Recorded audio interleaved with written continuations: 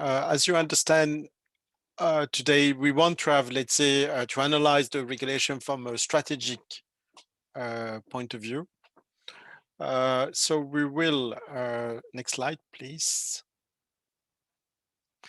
So the different elements that we will like to highlight in that context. First, the architecture of the new Interreg, let's say, strands.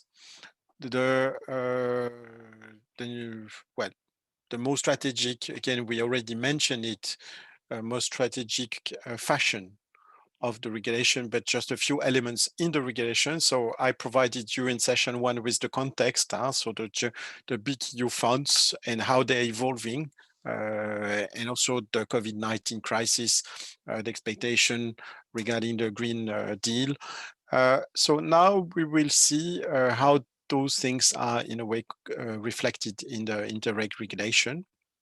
The third element that we will cover together a little bit is the simplification and the additional tools that the regulation is providing to you, again, to help you to be more strategic in your approach.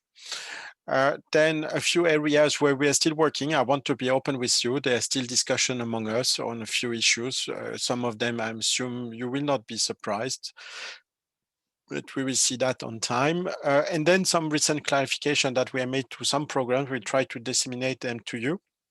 Last point will be about a recent European Court of Auditors report that they made on internal Interreg programs. And they are actually observation and recommendation that we want to share with you.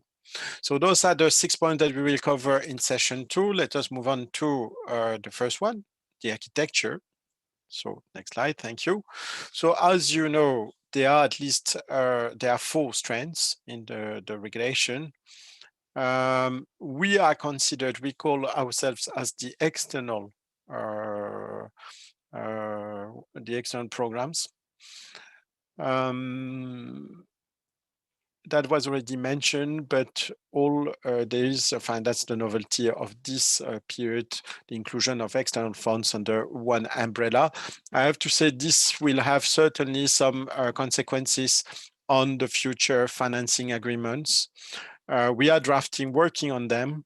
I cannot yet be completely, let's say, precise with you because we are still, let's say, discussing among us whether we keep certain things in the framework agreement templates, you know, those documents that the IPA countries are signing with the Commission, or we actually move all those arrangements under the financing agreement. So there is a discussion really how we will establish a fair balance between those two types of documents. But you will be kept informed. We have still some time for that. We are working on that. So we are relatively confident that there will be no delay with regard to those templates, but they will be, let's say, shared with you on time, but not yet now. But again, the fact that we have included all external funds and the inclusion of external funds under one umbrella should be really a source of simplification. Next slide. Thank you. So just to remind you that we expect 4 Commission implementing acts for the Interreg programs. 3 of them are really relevant for you. The first one in the list, which is about the list of all Interreg program and program areas. In this respect, that was mentioned by Jean-Pierre. You were consulted, at least the member states on the program areas. I think there was no surprise. We wanted the continuity. We also, I think, discussed those things in the different programming task forces, and therefore, at least for us, because that was not completely the case for the internal Interreg programs, but for us, or for the next program where there are still discussions on the geography. But for us, I think everything has been settled, which is, I think, a very good thing. The second important implementing act that we will adopt is this IPA 3 programming framework that I already presented to you in session 1. So you see that in reality, it is fully drafted. It has been even consulted, but now we need to wait for the adoption of the IPA regulation before we can adopt this implementing act. But it's to tell you that the document as such exists, and therefore the strategic orientations of the document are known, and they can be shared with you if you like. The third implementing act is not for you. It's actually it's the multi-annual strategy document for the NDK programs, Interreg NDK programs. And the fourth one is actually important for you, is an implementing act where we will indicate the allocations for the programs. So that's obviously also something important to keep in mind. But again, as Jean-Pierre mentioned, we are progressing also on the funds. At least I'm speaking now about the Interreg programs. We are still waiting, especially for one member state to confirm its allocation, and then normally we should be clear on the ERDF amounts, and that would consequently determine also the IPA allocation that we will establish per program. You might know that we want to actually have a matching plus, I would call it like this, principle applied on your program, meaning that we will give a bit more IPA funds than ERDF 1, just for you to benefit from the, let's say, the IPA flexibilities, because for certain aspects that I will show you in the next slide, IPA regulation is more generous than the Interreg regulation. But you will be kept informed. We are still, so we are waiting for these member states, and then we will have a clear view on the allocation for the different programs. Next slide, please. Next, first about the thematic concentration. That was already, I think, mentioned in the two first sessions in April, but obviously you need to respect a certain concentration. Maybe for strand B, there is also for Danube and Adrian, obviously, you need also to dedicate a large part of your budget to the related macro-regional strategy.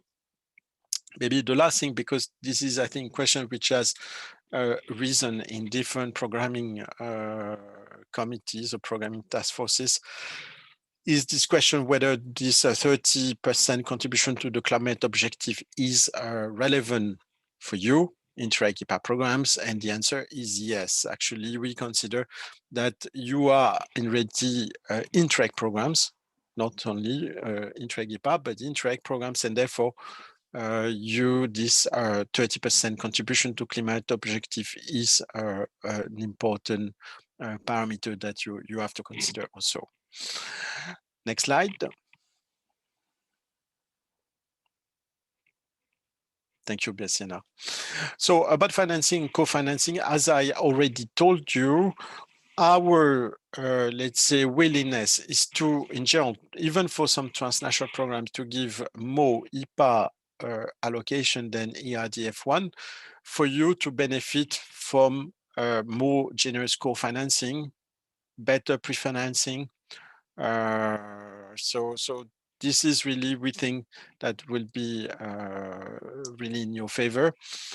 As you see also, there is a ceiling for the financing, which is equivalent to 3% of the IPA 3 financial envelope. So it's about 425 million euros, but only for the Interreg IPA CBC. So this ceiling doesn't include IPA CBC managed by the engineer, but also other Interreg IPA strands. Okay, so that's important. That gives us a certain flexibility. Next slide, please. Okay, so another thing that we wanted to emphasize today is the distinction you need to make between ISO1 and technical assistance. So ISO1 is really about making better projects, cooperation project, while technical assistance is about program management. Also, Again, I will not now go through all the bullets. You will be provided with a slide, and you can, in any case, come back to us. Maybe just about ISO1, you can use ISO1 also to support the development of the territorial strategy under PO5, but you can also finance it through PO5 directly. For the cooperation through Europe, you see, for ISO1 is Interreg Europe, which is relevant, while for technical sense is Interact. Next slide. Thank you. Yeah, and again, let's say it's following, let's say, what we could observe from the different programming discussion we have participated. It's also important to make a good distinction between ISO1 and PO5. So you see, we have tried to, let's say, characterize the two objectives. So obviously PO5 is very much about territories. You see, it's about implementing. It's only bottom up. That's also important, while ISO1 can be both bottom up and top down. Again, if you have questions, we can answer, but otherwise, you see, you will be provided with a slide. I will not now comment more, but that is for you to know. We hope that will help you, you see, really to make the right programming choices, you see, between the different policy objectives and not to mix them up. Next slide, please. Yeah, and for ISO2, so that's actually let's say, a change which was made almost at the last minute. ISO2 is applicable for all Interreg strands and all Interreg programs, not only external ones. And as I said already, there is, that was the willingness of the legislators to also cover through ISO2 the inclusion and protection of people with legal migrant background. And that's something important. So there is really this inclusion, let's say, dimension which was added. And the idea is certainly not through ISO2 to build walls around Europe. So that's not at all, at least the way we see ISO2. Next slide, Besena, thank you. Okay, so now we will move to some simplification and additional tools that the new regulation provides you. Thank you. So first, the project of limited financial volume. We assume that you know that they are compulsory for strand A programs. They might be, they're optional for strand B and D, but you have to justify if you don't use. Then they can be, let's say, implemented either through small project fund or not. That's a bit your choice. Also, be aware that at least for the time being, there is no definition of the term project of limited financial volume. But that's like this. Next slide, Bessiana. Okay, and the second, let's say, novelty, although we know that some programs already implemented small project fund in this period, is the small project fund, the Article 25 of the ETC regulation. The new regulation provides legal certainty and simplification. So here we have tried to list, you see, again, all the main elements which defines, let's say, the SPF. You see that there are some caps. Also, you should not confuse small projects and people to people project. They are different. Also, you should not, let's say, confuse a small project fund and intermediate body. So you see there are different elements which are listed here, which is important in case you want to use small project fund. At the same time, I want to emphasize that we really encourage you to use small project funds. So we consider that's a really interesting manner to implement our programs. And then the beneficiary, you see, so I highlighted the ones that I consider to be the most relevant for you, because in general, we don't have cross-border legal body between member states and IPA countries. HGTC, we don't have any, I think, if I'm not wrong. So it will be certainly a body with legal personality. Okay, so that's probably the most obvious solution for you. Next slide. Okay, so in terms of support and grants, so you see that the Article 47 of the CPR has actually there are full, let's say, ways to provide support, either through grants, financial instruments, prices, or combination. And for the form of grants, so that's just the first one. You see that there are different ways to, let's say, reimburse you. And the ones that I've highlighted are the famous simplify cost option. Again, we are, let's say, encouraging you to use a simplify cost option, but just be aware that this require, and I think you are well, I know at least for some programs, you need to define upfront the methodology, and you need to validate a certain number of things. So, but otherwise, we are really in favor, let's say, of this simplify cost option.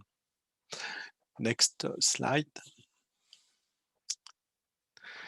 So yeah, so you see here, we also quote the relevant articles for the SCO, which are the Article 48 and 88 of the CPR. You probably know also that the SCOs are normally obligatory below 200,000 euros for an operation. There are also flat rates. Again, that's, but you might know, and the ETC regulation has foreseen some derogation in that context. For the SCOs, there are 5 methods to establish them. Here, the main message, because I'm sure that you already were very familiar with those elements, but is really that we encourage you to use SCOs, flat rates, all those novelties which can really simplify, we think, your life. It's true that this might be a bit more work now at this stage, but during the implementation period, that will actually ease very much your life, and that will speed also the implementation. So therefore, we see a lot of advantages to use those things. Next slide, Luciana. Yeah, the other thing is, the other, let's say, thing that we try to push already in the orientation papers, and we want to highlight again, are the financial instruments. We know that for the time being, they are not extremely used by you, but we insist that they have been simplified. So you should not be too much afraid. They are not so complex. So if you still want to consider it, we are absolutely happy to help you. But we consider that they can really offer you a leverage. And knowing that some programs have seen a strong decrease in their budget allocation, financial instrument can be a good way to, let's say, compensate in a way the decreases that we observe in some programs. And for some, especially some sectors, financial instruments can be extremely relevant. Next slide. So the large infrastructure projects are another, let's say, novelty that we consider very important. So we encourage you to use large infrastructure projects, at least a few.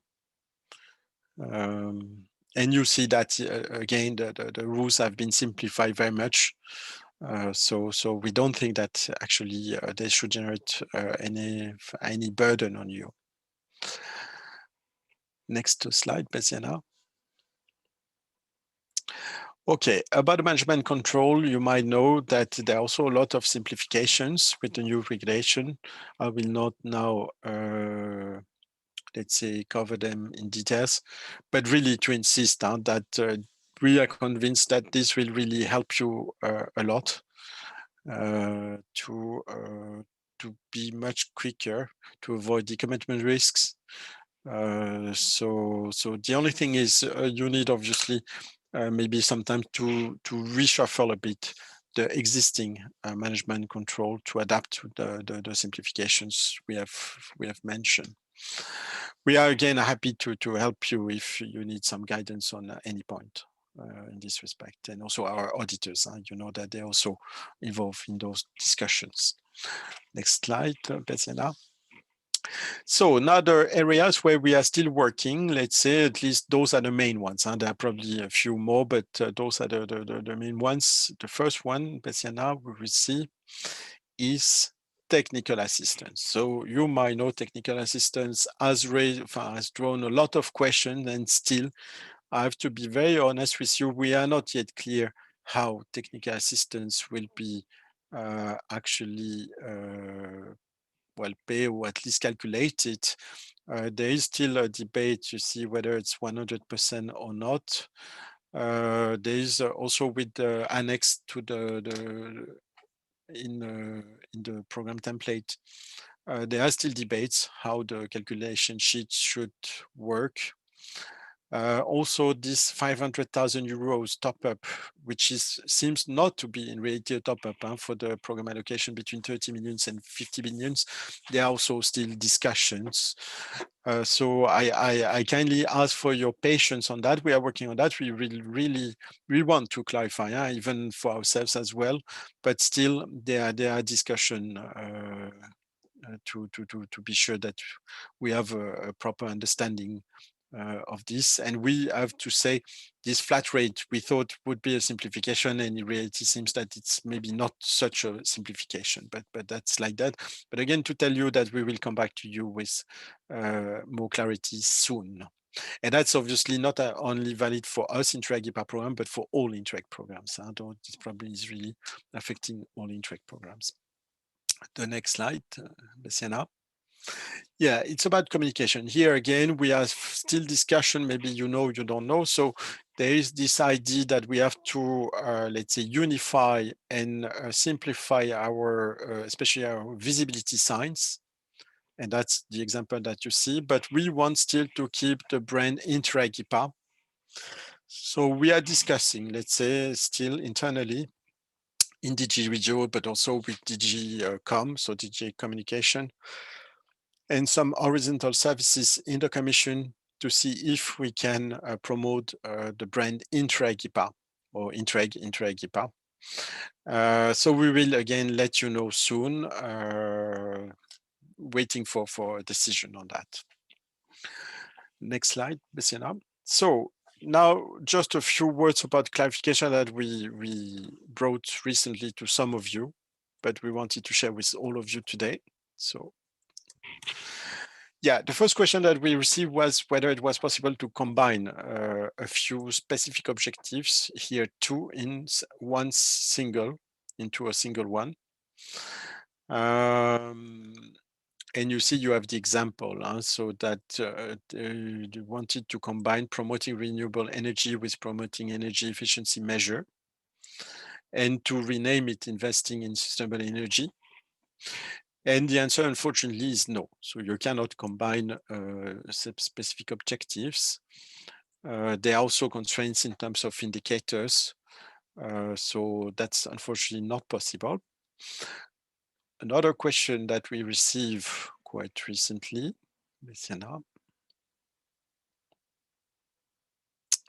yeah, is about the selection of operation of strategic importance in the large infrastructure projects. So the question was whether the post-2020 task force can select those projects or not, and whether the existing monitoring committee can endorse this operation. And you see that, well, the answer is, let's say, a bit, well, it's not complicated, but you can actually pre-select them, but they have to be endorsed by the time of the adoption of the program, not by this monitoring committee. So that's the answer. If you have other practical questions like this one, we are happy to provide you. Obviously, we need to consult our lawyers, so it takes always a few days, but obviously happy to help you to streamline and smooth, let's say, the preparation of your programs. Next slide. Okay, and that's the third, let's say, question, and I think that might interest especially the transnational program and the interregional programs. There was a question about the number of, at least for the programs involving third countries, whether the number of operations they would be asked to test in the context of the common sample. So first, maybe to tell you this common audit sample will be stratified. So there will be actually, each program will be treated separately in a strata. And per strata, normally, that was the original position of the regio, was to ask at least program with only member states to test 3 operations at least. But for third countries, the idea was then to test 3 or even 5 per country, not per program. So that would have increased significantly and even unfairly the workload. And therefore, we have reached recently an agreement that actually there will be no difference in treatment between ETC program regarding the source of financing. So it doesn't matter. So that's very good. I think very good news for our Interreg IPA programs and also for the next Interreg Next programs. Therefore, they will be treated like the normal, let's say the internal Interreg programs.